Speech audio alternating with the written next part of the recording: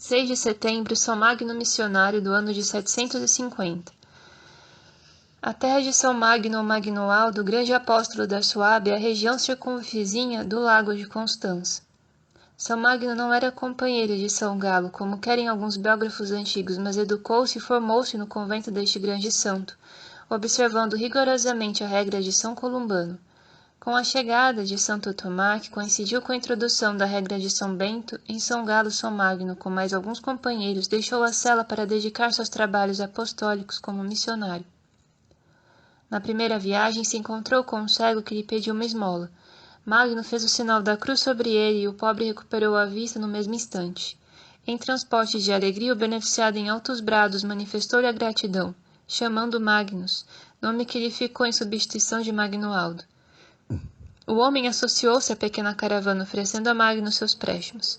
A biografia de Magno está cheia de bonitas histórias, como mais esta, de seu companheiro, sacerdote, Tosso, que levava um archote que se acendia por si próprio e não se apagava, fosse qual fosse o tempo, chuvoso ou tempestuoso.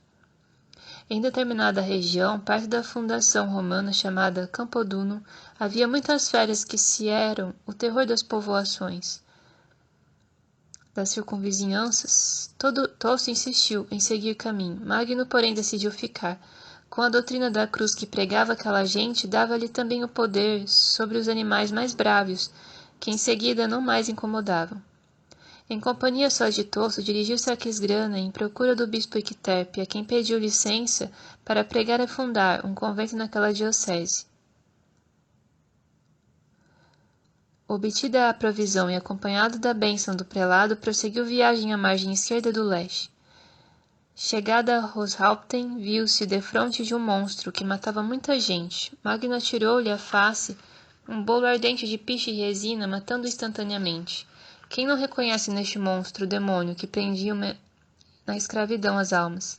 O facho que ardia por si, o bolo ardente não são símbolos da luz do Evangelho que afugentava os espíritos maus, que espancava as trevas do paganismo e do pecado?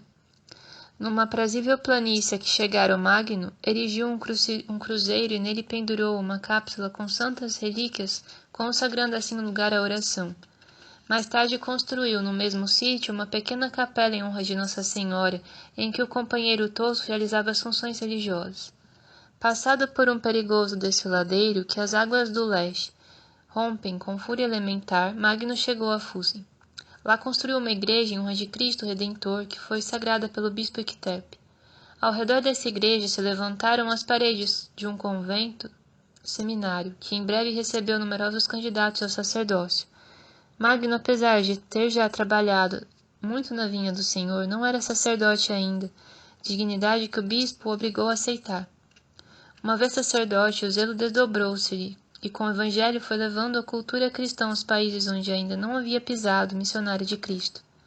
Por toda a parte onde Magno aparecia, em breve se formavam povoações bem organizadas. As matas eram desbravadas, as feras afugentadas, os pântanos enxutos, os campos amanhados e cultivados. Uma jazida de manganês, por ele descoberta e aproveitada, veio a ser grande fonte de renda para a povoação. Sob o regime de Magno, o convento floresceu de tal modo que foi preciso abrir filiais. Numerosas foram as paróquias por ele organizadas. 25 anos tinha Magno passado no mais dedicado exercício da missão de sacerdote. 73 anos contava ele, quando adoeceu gravemente. A notícia de sua enfermidade vieram os amigos e colaboradores visitá-los, entre eles Tosso, que nesse meio tempo tinha sido nomeado bispo de Aquisgrana. Todos se acercaram do leito mortuário para, pela derradeira vez, receber a bênção e os conselhos do santo enfermo. Rodeados de amigos que lhe abençoavam a memória, Magno morreu a 6 de setembro de 750.